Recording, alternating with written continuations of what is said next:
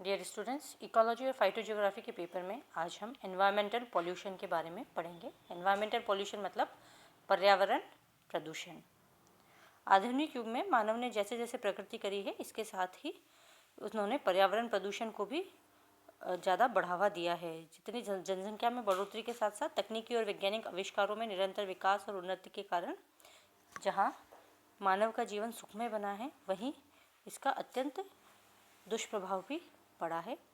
यहाँ पर बढ़ती हुई जनसंख्या की आवश्यकताओं की पूर्ति के लिए मानव ने अपनी स्वार्थी प्रवृत्ति के कारण प्राकृतिक संसाधनों का अविवेकपूर्ण दोहन प्रारंभ कर दिया है। विश्व में बड़े बांधों के निर्माण, बहुउद्देशीय परियोजनाओं की स्थापना इत्यादि के कारण जीवन आरामदायक और सुविधाजनक हो चुका है, परंतु इसके साथ ही पर्यावरण को मनुष्य द्वारा क्रूरतापूर्वक असंतुलित भी कर दिया गया है। वे अपने आसपास के पर्यावरण को प्रदूषित करने का कार्य करते हैं। उनके आसपास में उपस्थित मृदा, वायु, जल, प्रकाश, तापमान, जंतु एवं पेड़ पौधे समग्र रूप से पर्यावरण का जो गठन करते हैं, वह सब प्रदूषित होते जा रहे हैं। इस परिवेश या घटक में निरंतर संतुलन बनना चाहिए। पर्यावरण प्रदूषण मानव द्वारा उत्पन्न एक समूचे विश्व की ज्वलंत समस्या है, जो विकसित देशों में अधिक उत्पादन एवं समृद्धि के कारण तथा विकासशील देशों में जनसंख्या वृद्धि, बेरोजगारी तथा गरीबी के कारण पैदा हुई है। वस्तुतः जो पोल्यूशन शब्द है, उसका मूल तात्पर्य है शुद्धता का ह्रास, डिटेरियोरेशन ऑफ प्योरिटी इसको कहते हैं। लेकिन वैज्ञानिक शब्दावली में पर्यावरण के संगठन में उत्पन्न कोई बाधा या विक्षोभ जो संपूर्ण मानव जाति के लिए घातक हो, उसे पोल्यूशन कहा जाता है। जनरली जो पॉल्यूशन है, उसका जो वर्ड मीनिंग है, उसका मतलब है शुद्धता का ह्रास, डिटेरियोरेशन ऑफ प्योरिटी को ख़त्म करना है। परंतु पर्यावरण के संदर्भ में अगर हम देखें तो इसका जो मीनिंग है वह है कि पर्यावरण का जो टोटल संगठन बना हुआ है, उसमें अगर कोई बाधा या विक्षोभ उत्पन्न होता है जो कि समस्त मानव जाति, पेड़ पौधे और पशु पक्षियों के लिए घातक है, उसे प्रदूषण कहा जाता है। अमेरिकन राष्ट्रीय विज्ञान अकादमी के अनुसार जल, वायु, पृथ्वी के भौतिक, रासायनिक और जैविक लक्षणों में अवांछनीय बदलाव जिससे मनुष्य समाज, अन्य जीवों तथा प्राकृतिक संसाधनों को हानि होती है, उसे प्रदूषण कहते हैं। तो ये is another definition of pollution. Pollution की दूसरी डेफिनेशन है जो कि American national academy of science ने दी थी 1966 में। उनके अनुसार जल, वायु और पृथ्वी के भौतिक और रासायनिक और जैविक तीनों घटक में फिजिकल, केमिकल और बायोलॉजिकल किसी भी लक्षण में अवांछनीय बदलाव जो कि डिजायरेबल नहीं है, अनडिजायरेबल चेंजेस है, और जिसके कारण मनुष्य, जीव जंतु, प्राकृतिक संसाधन, प्रकृति इत्यादि को हानि होने की संभावना हो, उसको टोटली इन्होंने प्रदूषण का नाम दिया है। Now we will study what are pollutants. प्रदूषक किसे कहते हैं? वे पदार्थ जो पर्यावरण को प्रदूषित करते हैं या प्रदूषण फैलाने का कार्य करते हैं, उनको प्रदूषक कहा जाता है। कुछ भी पदार्थ जो कि पर्यावरण को भी प्रदूषित करते हैं, साथ में प्रदूषण फैलाने का भी कार्य करते हैं, उनको प्रदूषक कहा गया है। इसमें मानव द्वारा उपयोग में लाने के बाद फेंके गए अपशिष्ट पदार्थ जो भूतल पर छोड़ दिए जाते हैं, ऐसे पदार्थ जानबूझकर या अनजाने ही ठोस, द्रव या गैस के रूप में छोड़े जाते हैं, जो कि पूरे पर्यावरण को प्रदूषित करते हैं। संयुक्त राष्ट्र संघ द्वारा जो आयोजित मानव पर्यावरण सम्मेलन के अनुसार वे सभी पदार्थ एवं ऊर्जा जो सीधे ही या परोक्ष रूप से मनुष्य के स्वास्थ्य एवं अन्य मानव संसाधनों के लिए हानिकारक है, उसे प्रदूषक कहते हैं। संयुक्त राष्ट्र संघ ने प्रदूषक की एक परिभाषा दी है। वे पदार्थ या ऊर्जा जो सीधे या प्रत्यक्ष या अप्रत्यक्ष रूप से मानव के स्वास्थ्य और मानव संसाधनों के लिए हानिकारक होते हैं, उन्हें प्रदूषक कहा जाता है। दूसरे शब्दों में अगर हम कहें तो मनुष्य के विकास के नाम पर संचालित विनाशात्मक गतिविधियों के कारण ही जो प्रदूषकों का निर्माण हुआ है, प्रदूषक निकले हैं। और इससे यह भी निष्कर्ष निकाला जा सकता है कि पर्यावरण प्रदूषण और कुछ नहीं अपितु मानव की वांछनीय गतिविधियों का अवांछनीय परिणाम है। पर्यावरण प्रदूषण क्या है? मानव अपनी इच्छा के अनुसार जो कार्य करता है, उसका जो अवांछनीय और प्रकृति पर जो प्रभाव पड़ता है, वह प्रदूषण है। तो पर्यावरण प्रदूषण और कुछ नहीं अपितु मानव की वांछनीय गतिविधियों का अवांछनीय परिणाम है। अब हम देखेंगे कि पर्यावरण को प्रदूषित करने वाले प्रमुख प्रदूषक पदार्थ किस प्रकार हैं। पहला है डिपॉजिटेड मैटर, जैसे कालिक, तार, धुआं, धूल के कण जो कि कहीं पर डिपॉजिट हो जाते हैं, जम जाते हैं। दूसरा है गैसेस, गैसीय पदार्थ, इसमें sulphur dioxide, carbon monoxide, carbon dioxide, nitrogen oxide, fluorides, hydrogen sulphide, ammonia और हेलोजेंस और क्लोरोफ्लोरोकार्बन्स इसके अंतर्गत आते हैं। हेलोजेंस में क्लोरीन, ब्रोमीन और आयोडीन, यह गैसीय पदार्थ हैं जो कि प्रदूषक हो सकते हैं।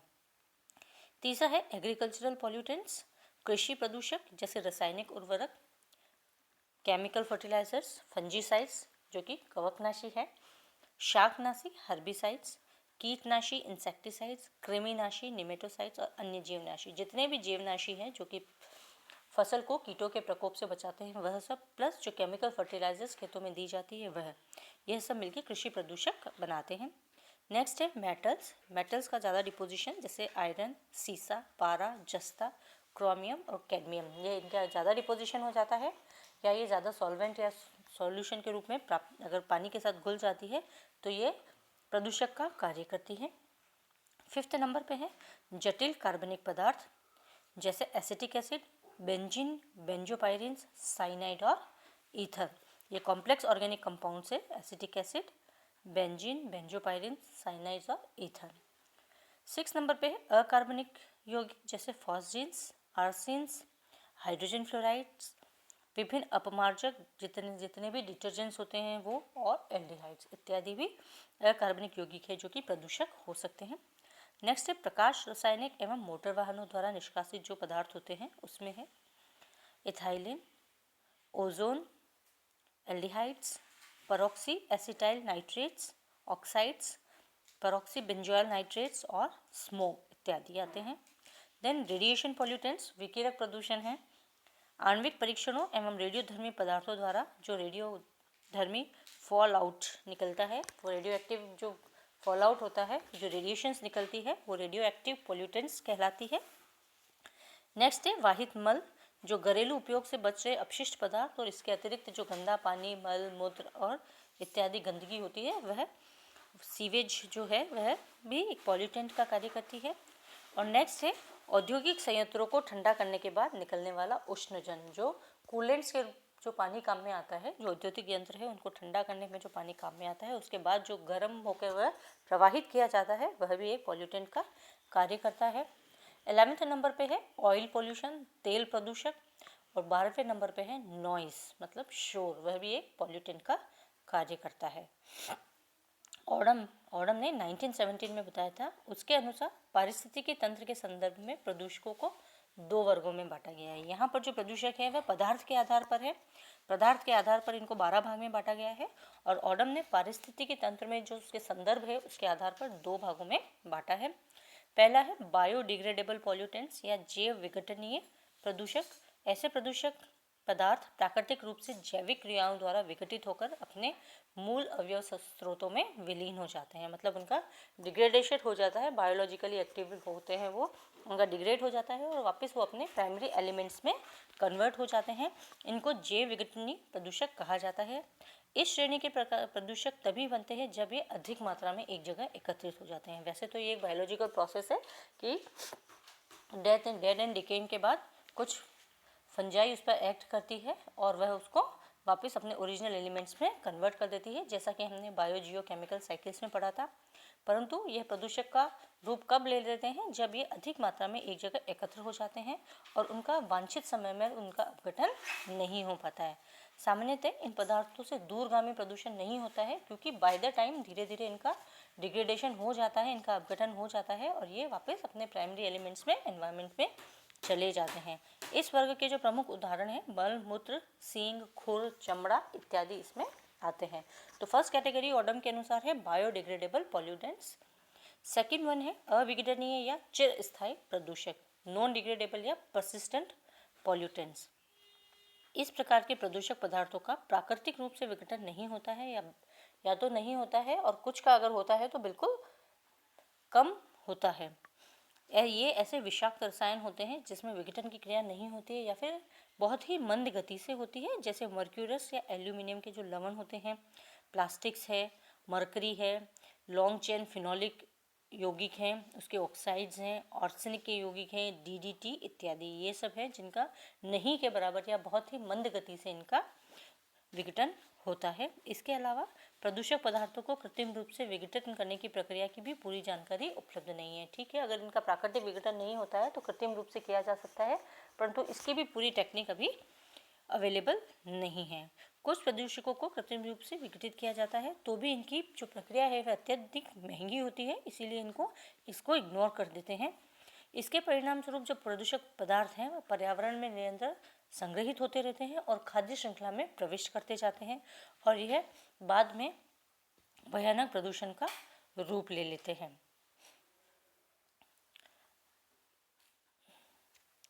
इसके आधार पर हम इनको 2 श्रेणियों में बांट सकते हैं, जिसमें है उत्पत्ति के आधार पर भी विभिन्न प्रदूषक को 2 श्रेणियों में बांटा गया है। पहला है प्राइमरी पोल्यूटेंट्स और दूसरा है सेकेंडरी पोल्यूटेंट्स। प्राइमरी पोल्यूटेंट्स वे अपशिष्ट पदार्थ जो औद्योगिक इकाइयों या अन्य स्रोतों द्वारा पर्यावरण में छोड़े जाते हैं। डायरेक्टली जो औद्योगिक इकाइयाँ हैं इनको पर्यावरण में छोड़ देती है, SO2, NO2, CO2, CO या हाइड्रोकार्बन्स इसमें प्रमुखता से आते हैं। दूसरा है सेकेंडरी पोल्यूटेंट्स, कोई 2 प्राथमिक प्रदूषकों द्वारा एक ही प्रदूषक की रासायनिक अभिक्रिया के कारण वायुमंडल में उत्पन्न प्रदूषक पदार्थ को द्वितीयक प्रदूषक कहते हैं। Example परऑक्सी acetyl nitrate, परऑक्सी benzoyl nitrate और ओजोन। 2 प्राइमरी जो प्रदूषक है वह आपस में रिएक्ट होकर एक सेकेंडरी प्रोडक्ट बनाते हैं और वह प्रोडक्ट भी पॉल्यूटेंट ही होता है। तो जो 2 प्राइमरी प्रदूषक है वह एक कॉम्बिनेशन के द्वारा, केमिकल रिएक्शंस के द्वारा एक वायुमंडल में द्वितीयक प्रदूषक बना देते हैं। For example PAN परऑक्सी acetyl nitrate, PBN परऑक्सी benzyl nitrate और ओजोन, यह सेकेंडरी पॉल्यूटेंट्स का कार्य करते हैं।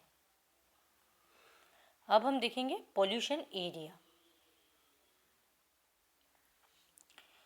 जैसा कि हम जानते हैं कि हमारे ग्रह को पारिस्थितिकी विज्ञान की दृष्टि से 3 मुख्य भागों में बांटा गया है। पूरा जो प्लैनेट है उसको 3 भागों में बांटा गया है, लिथोस्फीयर, एटमॉस्फेयर और हाइड्रोस्फीयर। लिथोस्फीयर वह धरती जहाँ पर ग्रीन प्लांट्स वगैरह लगते हैं, उत्पादक का कार्य करते हैं। वायुमंडल पृथ्वी के ऊपर लगभग 200 मील तक का क्षेत्र है जिसमें विभिन्न गैसें पाई जाती है। और तीसरा है हाइड्रोस्फीयर, जहाँ पर समुद्र या जितने भी जल स्रोत पृथ्वी पर पाए जाते हैं, समुद्र, महासागर, तालाब, झीलें, नदियाँ, खारे पानी की झीलें इत्यादि सब इसमें आती है। इन सभी भागों पर कई प्रकार के सजीव पाए जाते हैं और टोटली इनको जैवमंडल या बायोस्फीयर कहा जाता है। हमारी पृथ्वी पर जो वायुमंडल है एक गैस के आवरण के रूप में पाया जाता है जिसे अनेक परतों में बांटा गया है, जिसको हमने पहले भी स्टडी कर रखा है। ट्रोपोस्फीयर, स्ट्रेटोस्फीयर, मीजोस्फीयर और थर्मोस्फीयर, जो कि पृथ्वी से अलग अलग ऊंचाई पर पाए जाते हैं और वहाँ तापक्रम में भी विभिन्नता पाई जाती है। जैसे कि ट्रोपोस्फीयर है, ये 5 किलोमीटर तक है और इसमें ऊंचाई के साथ तापमान घटता रहता है। उसके बाद आता है स्ट्रेटोस्फीयर, जिसमें 5 से 45 किलोमीटर वाला भाग आता है और तापमान जो है इसमें बढ़ता है। इसके बाद है मीजोस्फीयर, यह पृथ्वी से 45 से 80 किलोमीटर तक की ऊंचाई वाला भाग होता है। द नेक्स्ट है थर्मोस्फीयर, जहाँ पर आयनिक गैसेस पाई जाती हैं और यह 80 किलोमीटर से ऊपर वाला भाग होता है जहाँ पर तापमान बहुत अधिक होता है। तो ये जो वायुमंडल है इसकी अलग अलग परतों के बीच पदार्थों का आदान प्रदान धीमी गति से होता है, मतलब कि एक प्रदूषक का एक परत से दूसरे परत में जाने में बहुत ही लंबा समय लग जाता है। इस प्रकार जो प्रदूषक या नाभिकीय विस्फोट के अवशेष स्ट्रेटोस्फीयर में फेंके जाते हैं वह पृथ्वी तक आने में उनको काफ़ी वर्ष लग जाते हैं। तो इस तरह से जो पूरा पर्यावरण है हमारे चारों तरफ उसको 3 भागों में बांटा गया है। अब हम देखेंगे प्रदूषक के प्रकार, what are the types of pollution, किस किस तरह के पॉल्यूशंस होते हैं। मनुष्य ने अपनी अविचारित और अविवेकपूर्ण गतिविधियों द्वारा जैवमंडल के लगभग सभी क्षेत्रों को प्रभावित किया है। इस आधार पर प्रदूषण के क्षेत्रों को ध्यान में रखकर इसको निम्न श्रेणियों में बांटा गया है। मनुष्य के द्वारा सभी एरिया में अलग अलग तरह से पॉल्यूशन किया गया है और इसको विभिन्न श्रेणियों में बांटा गया है। नंबर 1 है वायु प्रदूषण, एयर पोल्यूशन। नंबर 2 है जल प्रदूषण, वाटर पोल्यूशन। नंबर 3 है भूमि एवं ठोस अपशिष्ट प्रदूषण, land and solid waste pollution.